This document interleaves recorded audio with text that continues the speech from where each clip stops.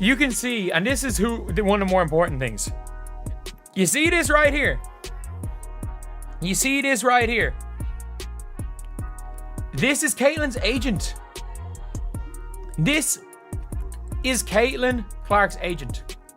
You probably saw the photo. Caitlin Clark in the tunnel after a hard-fought game, chatting it up with players from the New York Liberty. On the surface, it looked casual, a simple post-game moment. But take another look. Right there beside her, that's not a teammate. That's not a coach. That's Aaron Kaine, one of the most powerful agents in professional sports. And her being there wasn't some random coincidence. While the camera zoomed in on smiles and handshakes, something far more calculated was happening in the background. This wasn't just a meetup. It was a message, and not just to the Indiana Fever. It was a signal to the entire league.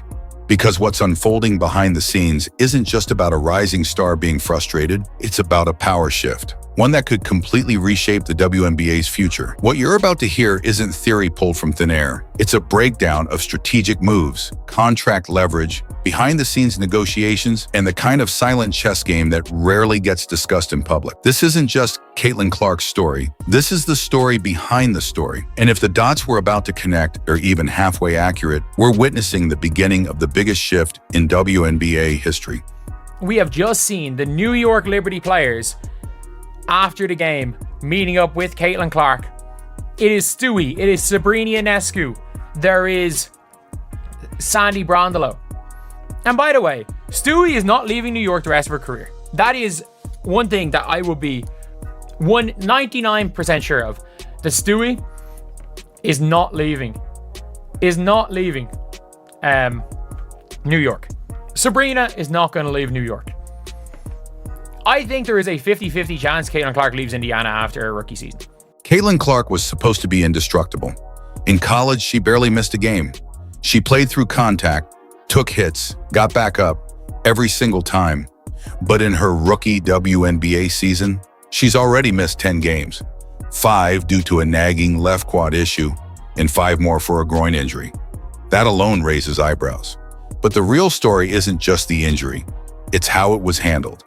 When Clark went down with that groin issue, she was visibly shaken. Cameras caught her emotional, clearly in pain, sitting on the bench with tears in her eyes. It wasn't just a tweak, it was serious. So how did her coach respond? Stephanie White told reporters Clark was just feeling a little something in her groin. A little something. That's not just minimizing. That's signaling a disconnect between a franchise player's lived experience and how her team publicly portrays it. And for anyone paying attention to power dynamics in sports, you know exactly what that kind of language does. It sends a message. We're not aligned. When a player of Clark's caliber starts to feel like her health isn't the team's top priority, when the public narrative seems to downplay what she's actually going through, it's no longer just about the injury. It becomes personal. And that's the exact moment a smart agent starts making calls. Because if your franchise doesn't fully protect your client, physically and reputationally, then you start exploring options. Not next season, not in a few years, now. And this wasn't an isolated issue. Injuries are one thing. But when the way you play the game becomes a point of friction, that's when things turn volatile. Clark didn't hold back when asked about how the Fever were using her. She laid it out. Clearly, confidently, and without throwing anyone under the bus. I think we need to do a better job of getting me the ball in transition. I think there's a fine balance of playing me off the ball and also getting the ball in my hands. That's when I'm the best, in transition. She's not wrong. Transition is where she thrives. It's where she becomes a nightmare for defenses. That's not a selfish demand. That's a generational talent telling her team how to unlock her full potential. So how did the coaching staff respond? Stephanie White doubled down. She praised having multiple ball handlers and said she didn't want Clark playing under duress for 94 feet. Sounds thoughtful, right? But if you zoom in, it reveals a fundamental clash in philosophy. On one side, a player who sees space, speed, and ball control as the keys to dominating the game. On the other, a system that's cautious, structured, and possibly holding her back. Let's be honest. When your best player tells you how to optimize her game, and the response is effectively, we prefer something else. That's more than a disagreement. That's a misalignment. And in professional sports, Misalignment is a slow-motion car crash, because once a player feels like they're being misunderstood, not just physically, but strategically, the clock starts ticking. Not just on wins and losses, but on loyalty. And once that trust starts eroding, well, that's when the agent steps in, and the real maneuvering begins. After a close game against the New York Liberty, cameras caught what looked like a wholesome post-game moment. Caitlin Clark chatting with Liberty stars Breanna Stewart and Sabrina Ionescu, alongside head coach Sandy Brondello. But standing just off center was someone most fans didn't recognize: Aaron Kaine, Clark's agent. And once you realize who she is, that photo takes on a whole new meaning. This wasn't just a friendly meetup. It was a powerful visual cue designed to travel, and it did. Social media lit up, speculating whether it hinted at frustration with Indiana or interest in a future elsewhere. That image wasn't accidental. It was deliberate positioning, a subtle but public message to the Indiana Fever, the WNBA, and every front office watching. You had the league's most marketable rookie standing shoulder to shoulder with the reigning champions, with her agent right in the middle. It was a statement, not a coincidence. And more importantly, it was step one in what now looks like a carefully crafted blueprint. Raise questions, stir conversation, and make sure everyone knows. Caitlin Clark has options. This wasn't some emotional outburst. It wasn't just a rookie frustrated with coaching decisions or rehab schedules. What's unfolding around Caitlin Clark is starting to look a lot more like a coordinated strategy, one rooted in long-term leverage, not short-term drama.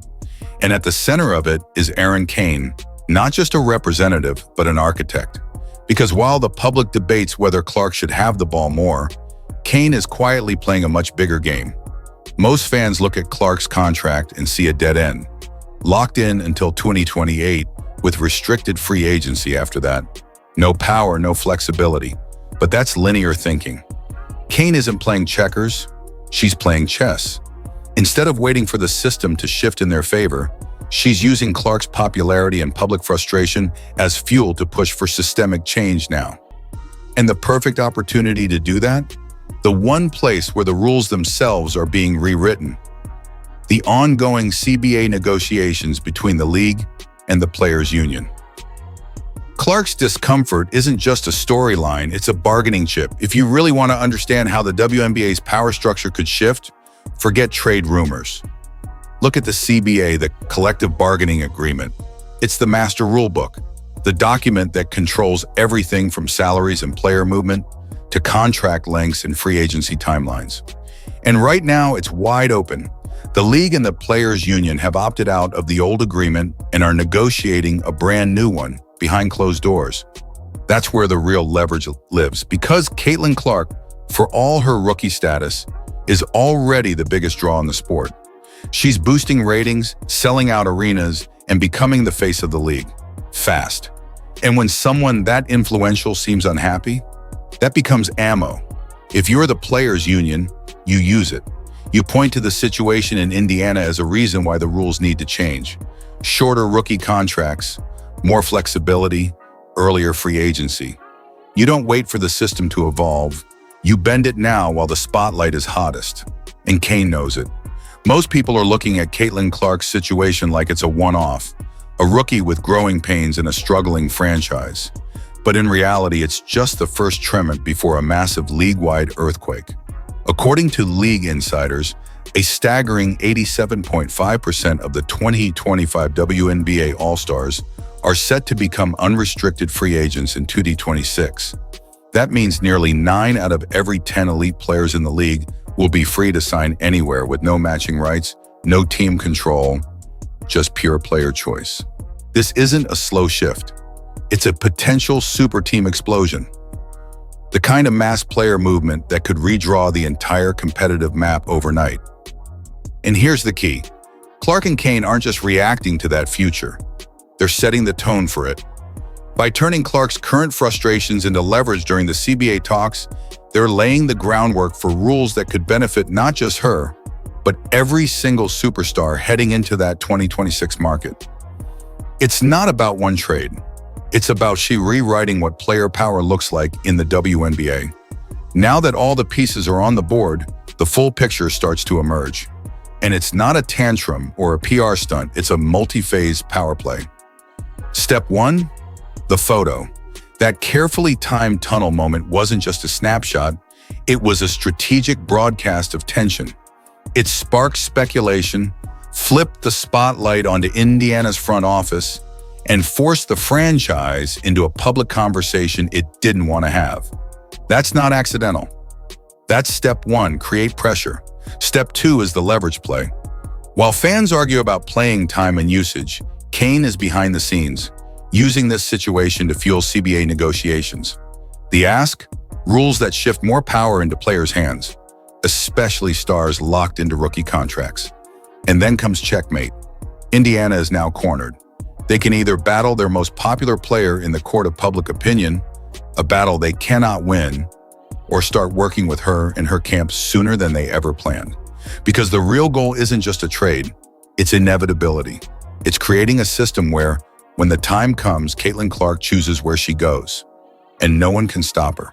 On the surface, this might look like a rookie frustrated with her role, but zoom out and you start to see the contours of something much bigger, a calculated campaign to challenge the WNBA's balance of power. Caitlin Clark isn't just an athlete stuck in the wrong system, she's become the centerpiece of a movement, one that's being quietly engineered by an agent who understands that real power doesn't come from drama. It comes from timing, leverage, and optics. Whether or not Clark ever ends up in a Liberty jersey is almost beside the point. What matters is that her situation is being used to test and possibly reshape the rules that govern every player in the league. This isn't just about Indiana. It's not even just about Caitlin. It's about a new model of superstar influence. One where players don't wait for freedom, they force the system to grant it. So the question isn't just where Clark plays next, it's what kind of league she'll be playing in when she gets there. Is this a brilliant strategic power move? Or a risky play that could blow up in their faces? Drop your take in the comments. We're listening. And if you want more deep dive breakdowns like this one, hit subscribe and turn on notifications. Because while the media covers the headlines, we'll be here connecting the dots the league doesn't want you to see.